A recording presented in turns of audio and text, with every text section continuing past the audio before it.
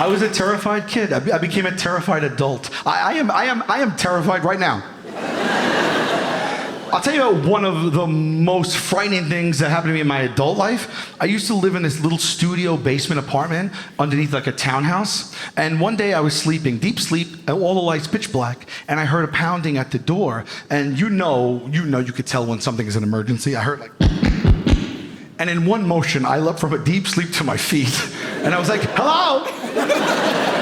My heart was beating out of my chest. And I heard, Sal, it's Dave, open the door. Dave was my landlord. He's the guy that lived upstairs from me at the time. And he was a big Irish dude. He was a New York City detective. And I stumbled in the dark to the door, and I cracked it open like this much, and the sun came in. I went, what's up? And he said, did you hear anything? And I said, no. And he goes, you didn't hear anything? And I said, no. What's up? And he goes, I just got home. My door upstairs is off the hinges. Somebody broke into my house, and I think they're still in there. Let's go.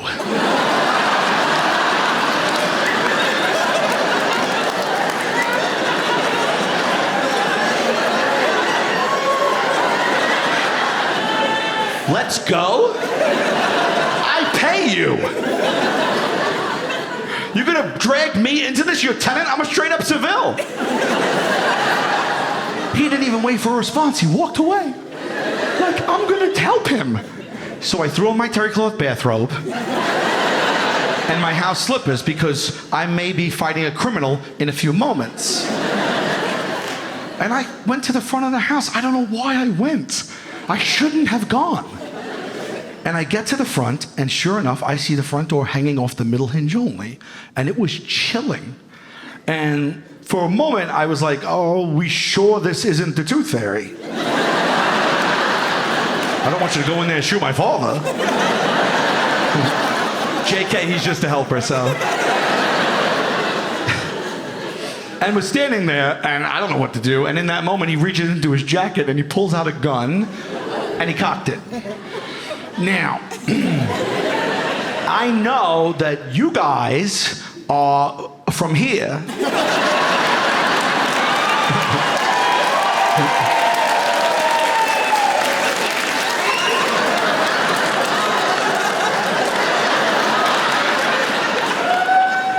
But I'm from there. I'm not used to seeing a gun in front of my face, not, let alone cocked and ready to go. And in that moment, he says to me with a serious face, he goes, I'm gonna go inside and I'm gonna secure the first floor. You get my back. And I said to him, I'm your guy. I don't know why I said that. I'm not his guy. I'm nobody's guy. I'm barely a guy. And he goes in, and the only way I could describe it is like what we see in TV and movies. I swear to God, he's technical, methodical. He's doing this stuff. I'm standing there like, I am very unclear of my role here. I'm dressed like I'm waiting for a massage. I couldn't do anything but repeat him.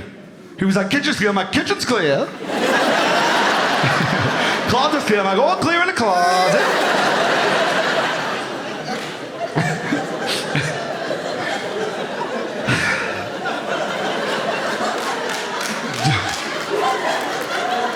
He comes up to me and he goes, I've canvassed the first floor. We're good down here. Now you and I have to go upstairs. And I was just like, I'm still your guy.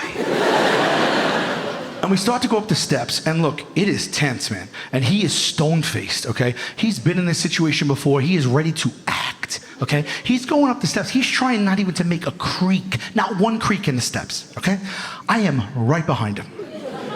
Head to toe South Park pajamas, terry cloth bathrobe. Again, I could only mimic him, so I'm just like, okay, I took my cues from him, so I'm just going up the stairs. It looked like an episode of Scooby-Doo. At one point, I swear to God, I even did this with my hand because I felt like I needed something. Maybe the robber would think I had a flesh pistol. I don't know. We get to the top of the steps. There's 3 doors up there. 2 were open. One was a half bath, not impressive.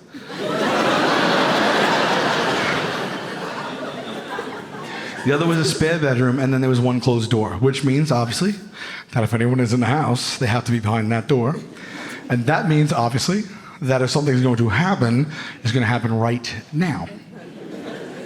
I know we're laughing, but I want you to appreciate this. So if you could, for even one moment, try to put yourself in my slippers. I have been awake for 70 seconds. And I'm standing there like, how did I find myself here? A minute and a half ago, I was with a bunch of girls at the beach. And now I'm in a position where I could get shot. And I don't know what to do. And he leans in that moment, he goes,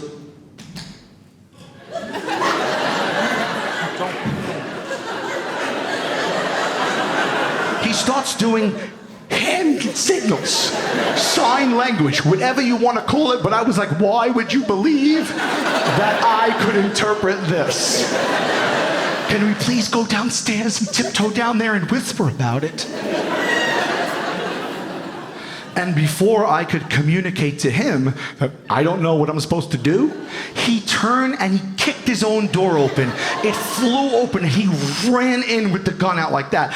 I got a surge of adrenaline I've never felt before in my life.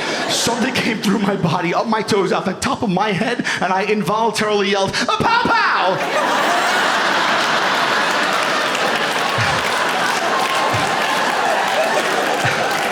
Pow pow, I said.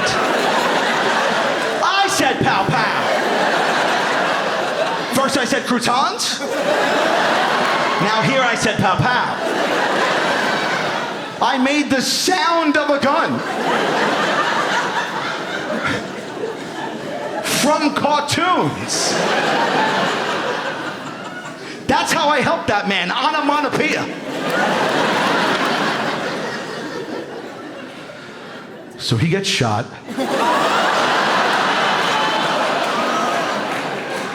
No.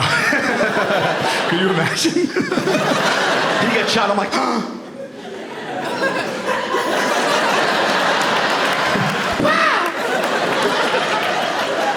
my luck, there's a Nest Cam, the footage is on the news. I'm like, pow, pow, pow. He's laying there dead. Pow, pow, pow. Come on! Slap! Tonight at 11, local pussy shot dead making gun sounds.